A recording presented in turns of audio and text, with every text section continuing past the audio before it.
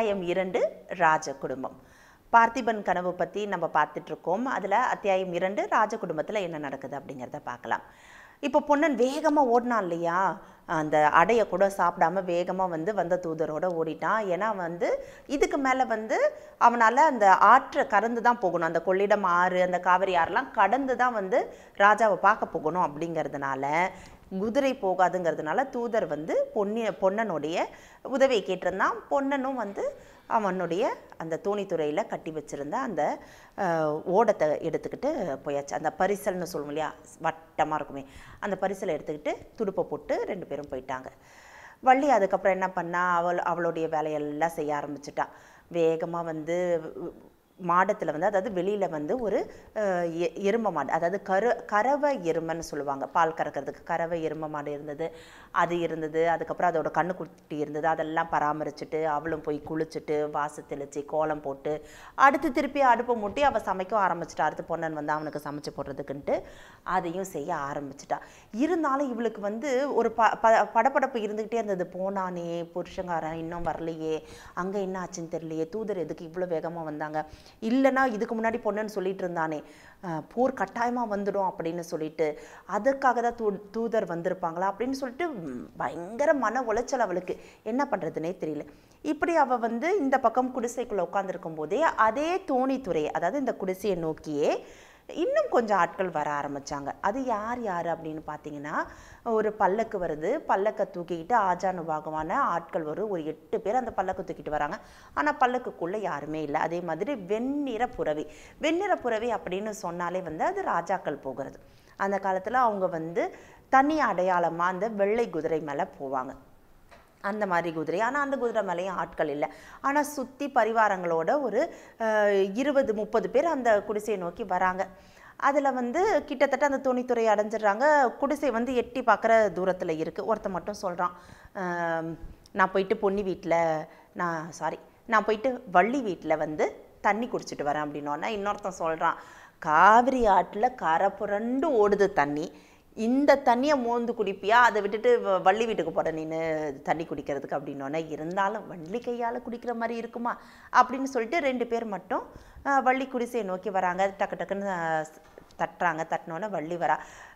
ஒரு சொம்பு தண்ணி கொடு வள்ளி அப்படின்னோடனே இவன் என்ன பண்ணுறா, உள்ளே போயிட்டு 2 பேருக்கும் மோர் நீராக எடுத்துகிட்டு கொடுக்குறா. குடிச்சிக்கிட்டே 2 பேரும் கேட்குறாங்க, எங்கே பொண்ணனை காணோம் அப்படின்னோடனே, இல்லை தூதர் வந்திருந்தாங்க, அவசரமாக மகாராஜாவை பார்க்க போயிருக்கிறாரு அப்படின்னோடனே, அடுத்து இவ ஒரு கேள்வி கேட்குறா, போர் வருதுன்னு சொல்கிறாங்களே உண்மையா அப்படின்னோடனே, அவன் வந்தவன் கேட்குறான் திருப்பி வள்ளியை பார்த்து, அம்மா உன் வீட்டுக்காரனுக்கு தெரியாத ராஜ ரகசியம் ஏதாவது எங்களுக்கு தெரிஞ்சிட போதா என்ன, எந்நேரமும் மகாராஜாவோட தான் இருக்கான் கூடவே, அவருக்கு தான் இவன் படகு ஓட்டுறான், அந்த பக்கத்துலேருந்து இந்த கரைக்கு கொண்டு வரான், எல்லாமே அவன் தான் செய்கிறான்.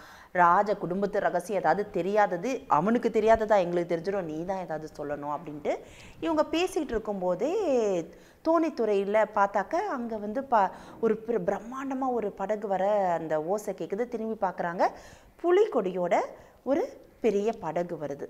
இது பார்த்தோன்னே தெரிஞ்சிடுது, ஏற்கனவே தூதரும் நம்ம பொன்னனும் போனாங்க இல்லையா தோணி, அது கிடையாது, இது படகே வருது, பெரிய படகு. அதில் பார்த்தாக்க ரொம்பவே அழகாக தூரக்கிருந்து பார்க்கும்போதே அந்த படகு அலங்கரிக்கப்பட்டிருக்கு, புலிக்கொடி பறக்குது. ஒரு பக்கம் நின்றுட்டுருக்குது பொன்னன்றது தெரியுது, இன்னொரு பக்கம் நல்ல கம்பீரமாக நல்ல வெண்ணிற ஆடையோட ஒருத்தர் நிற்கிறாரு. அது பார்க்குறதுக்கு தூரக்கிருந்து பார்க்குற போதே நம்மளுடைய மகாராஜா, நம்மளுடைய பார்த்திப மகாராஜா அப்படிங்கிறது தெரியுது. கூடவே அவங்களுடைய மகாராணியும் பட்டத்து இளவரசனான விக்ரமனும் இருக்கிறது நல்லாவே தெரியுது.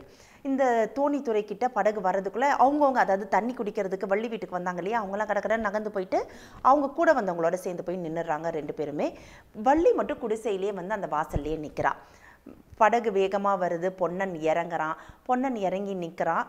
அப்போ பார்த்திப மகாராஜாவும் அவருடைய மனைவி அருள்மொழி தேவியும் அவங்களுடைய மகன் விக்ரமனும் இறங்கி வராங்க. எப்படி இருக்குன்னா இந்த உலகத்திலேயே இப்படி ஒரு அழகான ஒரு பெண்ணை இது வரைக்கும் யாருமே பார்த்துருக்க முடியாது. ஓவியர்களோ சிற்பங்களோ, அதாவது சிற்பிகள் கூட அந்த மாதிரி அழகான ஒரு உருவத்தை வடிக்க முடியாது. கதைகளில் சொல்கிற மாதிரி இருக்கக்கூடிய அந்த அழகு, ரம்பை மேனகை ஊர்வசின்னு சொல்லுவாங்கள்ல, அந்த அழகெல்லாம் ரொம்ப கம்மி அப்படின்னு சொல்கிற அளவுக்கு அருள்மொழி தேவி அப்படி வந்து ஒரு வசீகரமான ஒரு தோற்றத்தோடு இருக்கிறாங்க. அவ்வளோ அழகாக இருக்கிறாங்க. நம்மளுடைய பார்த்திப மகாராஜா ஆஜானுபாகுவா அந்த மகாராஜாக்கு இருக்கக்கூடிய அந்த உரித்தான ஒரு தோற்றத்தோட நம்மளுடைய பார்த்திப மகாராஜா இருக்கிறாரு. இவங்களுடைய மகன் நம்மளுடைய பட்டத்து இளவரசன் விக்ரமன். அதே மாதிரி ஆனால் ரொம்ப பெரியவன் இல்லை, அவன் கொஞ்சம் வந்து குழந்தை பருவமும் இல்லை, அதுக்கு அடுத்த பருவமும் இல்லை, அந்த இடைப்பட்ட ஒரு வயதில் இருக்கக்கூடிய அழகான ஒரு மகன் விக்ரமன் கூட இருக்கிறாங்க. இதை பார்க்குறதுக்கே வந்து எல்லாருக்கும் அப்படி சந்தோஷமாக இருக்குது. ஆனால் அந்த சந்தோஷத்தை கொண்டாட முடியாத அளவுக்கு அந்த போர் முழக்கங்களும் போர் வரும்ன்ற சூழ்நிலையும் இருக்கிறதுனால எல்லாரும் அடுத்து ராஜா என்ன சொல்கிறாங்க அப்படிங்கிறத கேட்கறதுக்கே வந்து அமைதியாக நிற்கிறாங்க. இறங்கின மகாராஜா பொன்னன் கூட இருக்கும்போது எங்கே பார்க்குறாரு, குடிசையோட வாசலை பார்க்குறாரு. அங்கே வள்ளி நின்றுட்டுருக்கா. வள்ளியை பார்க்க தான் செய்தார். கடகடன்னு ஓடி வந்து வள்ளி நமஸ்காரம் பண்ணிவிட்டு மகாராஜா வாழ்க எல்லாம் சொல்லிட்டு அங்கே நிற்கிறா. வள்ளியை பார்த்துட்டு பார்த்திப மகாராஜா என்ன கேட்குறாரு, பொண்ணை உன்னை நல்லா பார்த்துக்கிறானா அப்படின்னு சொல்லிட்டு கேட்குறாரு. வள்ளிக்கு ஒரே கூச்சமாக போயிடுது. என்ன சொல்கிறது பதில் சொல்கிறதுனே தெரியல. அவளுடைய கண்கள் மட்டும் இல்லை, உடலும் நெளிஞ்சு ஒளிஞ்சு ஒரு மாதிரி என்ன பதில் சொல்கிறதுன்னு தெரியாமல் ஒரு கூச்சத்தோடு நிற்கிறத பார்த்தோன்னா அருள்மொழி தேவி சொல்கிறாங்க, ராஜா நீங்கள் வந்து வள்ளியை பார்த்து பொன்னன் வள்ளியை நல்லா பார்த்துருக்குறானான்னு நீங்கள் கேட்டிருக்கக்கூடாது. வள்ளிக்கிட்ட வள்ளி நீ பொன்னனை நல்லா பார்த்துக்கிறியா அப்படின்னு நீங்கள் சொல்லி கேட்டிருக்கணும் அப்படின்னு சொன்னோன்னே இன்னும் வெக்கி தலை குனிஞ்சிடுறா வள்ளி. அப்போ வந்து மகாராஜா சொல்கிறாரு, என்ன உன்னை நல்லா பார்த்துக்கிறான்னு நான் நினைக்கிறேன். இங்கே பாரு, இந்த ஆறு இருக்குல்ல, இந்த காவிரி ஆற்றுலேருந்து தான் உன்னை வந்து அவன் வந்து காப்பாற்றினான். அவனை அந்தாண்ட இந்தாண்ட போக விடாத, அப்புறம் வேற யாரையாவது காப்பாற்றுறேன்னு சொல்லிட்டு இன்னொரு பொண்ணை காப்பாற்றி கொண்டு வந்துட போகிறான், பக்கத்துலேயே உன் முந்தானையில் முடிஞ்சு வச்சுக்கோ அப்படின்னுட்டு சொல்கிறாரு. இதை கேட்டோன்னே இன்னும் கூசுது வள்ளிக்கு. வந்து அந்த வெக்கம் தாங்காமல் அப்படியே தலை குனிஞ்சு நிற்கிறா. அப்போ வந்து மகாராஜா வந்து சொல்கிறாரு, எல்லாம் சரியாக போயிட்டு இருக்கோம், வள்ளியை நீ நல்லா பார்த்துக்கோ பொண்ணா, உன்னை நம்பி வந்த பொண்ணு நீ தான் பார்த்துக்கணுன்னா. இப்போ பொன்னன் வந்து சொல்கிறான், என்னால் அது செய்ய முடியுமான்னு தெரியல மகாராஜா, எனக்கு நீங்கள் ஒரு வரம் கொடுக்கணும் அப்படின்னோடனே நீ என்னென்ன சொல்லு, அதை கொடுக்கலாமா வேணாமாங்கிறத நான் சொல்கிறேன் அப்படிங்கிறாரு. இந்த மாதிரி போர் வருதுன்னு சொல்கிறாங்க இல்லையா, நீங்கள் வந்து தயவு செய்து என்ன உங்களோட போருக்கு அழைச்சிக்கிட்டு போகணும், நீ எனக்கு வந்து போருக்கு வரணும்னு என்னுடைய தீராத ஒரு கனவு, நீங்கள் என்னை அழைச்சிட்டு போகணுன்னு. இப்போ மகாராஜா சொல்கிறாரு, இல்லை பொண்ணா, நீ வந்து போருக்கு வர வேண்டாம், நீ உனக்கு அதை விட ஒரு முக்கியமான ஒரு வேலை நான் வச்சுருக்கேன். அது என்னென்னா விக்ரமனை பாரு. விக்ரமனுக்கு நாளைக்கு யார் நீந்த சொல்லித்தருவா உன்னை விட்டா? இந்த ஆழ கடக்கிறது எப்படி, நீந்துறது எப்படி, நீச்சலில் என்னென்ன கலைகள் இருக்குங்கிறத உன்னை விட்டா அவனுக்கு யார் சொல்லித்தருவா?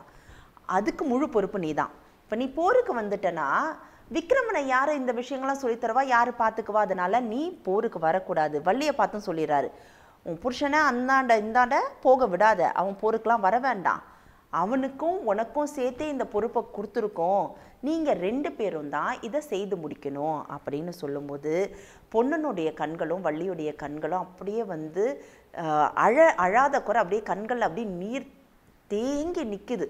அந்த அந்த ஆத்மார்த்தமான ஒரு உணர்வு. பெரிய மகாராஜா சோழ சிம்மாசனத்துடைய ஒரு ராஜா வந்து வெறும் குடிசையில் இருக்கக்கூடிய 2 பேரை நம்பி தன்னுடைய பிள்ளையை பார்த்துக்கோ, அவனுக்கு நீச்சல் சொல்லிக்கணும்னு சொன்னோன்னே அவங்களுக்கு அவ்வளோ நெகிழ்ச்சியாக ஆயிடுறாங்க. இப்படி சொல்லிட்டோன்னே நம்மளுடைய பார்த்திப மகாராஜாவும் கூட வந்தாங்க இல்லையா, அவரை வரவேற்கிறதுக்காக காத்திருந்தாங்க இல்லையா, அவங்கெல்லாம் கிளம்பி போயிடுறாங்க. இப்போ நம்மளுடைய மகாராணிக்காக தான் அந்த பல்லக்கு வந்திருந்தது, எல்லாரும் கிளம்பி போயிடுறாங்க. வெகு தூரம் போனதுக்கப்புறமா வள்ளி சொல்கிறா, நல்லா புரிஞ்சுக்கோ, மகாராஜாவே சொல்லியிருக்காங்க என்னை விட்டு நீ அங்கே இங்கே எங்கேயும் போகக்கூடாது, என்ன கேட்காம நீ இனிமேல்ட்டு எங்கேயுமே போக முடியாதுன்னு சொன்னோன்னே அப்போ நான் உடனே ஒரு விஷயம் கேட்டுடுறேன் அப்படின்றான் பொண்ணை வள்ளிக்கிட்ட.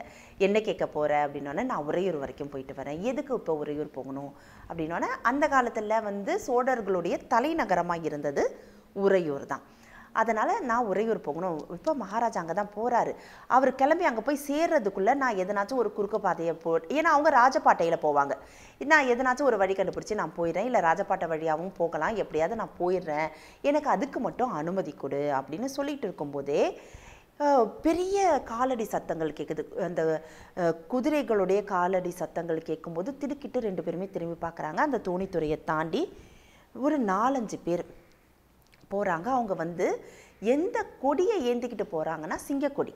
சிங்கக்கொடியை ஏந்திக்கிட்டு அவங்க வந்து போகிறாங்க. இதை போகிறத பார்த்தோன்னா பொன்னன் சொல்கிறான், இல்லை இல்லை நீ என்ன சொன்னினாலும் சொல்லலைனாலும் சரி கட்டாயமாக உறையூர் போகணுன்னொன்னே வள்ளி கேட்குறா, ஏன் அப்படி சொல்கிற, யார் அவங்க அப்படின்னோடனே, அவங்க தான் பல்லவ தூதர்கள், அவங்க வந்திருக்காங்கன்னா ஏதோ வந்து ஒரு விஷயம் நடக்க போகுது, அது என்ன அப்படிங்கிறத நம்ம தெரிஞ்சுக்க வேண்டாமா அப்படின்னோடனே, இப்போ இவன் வந்து வள்ளி கேட்குறான், அப்படி என்ன தான் நடக்க போகுது, ஏன் இப்போ சண்டை வரணும், எதுக்கு இப்போ சண்டைக்கு நீங்களாம் ஆயத்தமாக ஆகுறீங்க அப்படின்னு கேட்டோன்னே, இப்போ பொண்ணை சொல்கிறான், இது உனக்கு தெரியாதா, ஏற்கனவே வந்து ஒரு 6 வருஷத்துக்கு முன்னாடி நம்மளுடைய பல்லவ மகாராஜாவுக்கு நம்ம மகாராஜா வந்து கப்பம் கட்டிகிட்டு இருந்தாங்க. ஆனால் இப்போ வந்து ஒரு 6-7 வருஷமாக வந்து நம்ம வந்து கப்பமே கட்டுறது இல்லை அப்படின்னோடனே, சரி அதுக்காகலாமாவா வந்து போர் செய்வாங்க அப்படின்னோடனே, இல்லை இப்போ வந்து ஏன் நீங்கள் கப்பம் கட்டலை அப்படிங்கிறத கேட்டு பல்லவ மகாராஜா தூதர்களை அனுப்பியிருக்காங்க. ஏன்னா அவர் வந்து ஏற்கனவே வடக்க வந்து சண்டை போட, புலிகேசியை எதிர்த்து சண்டை போட அவர் அங்கே போயிட்டார்.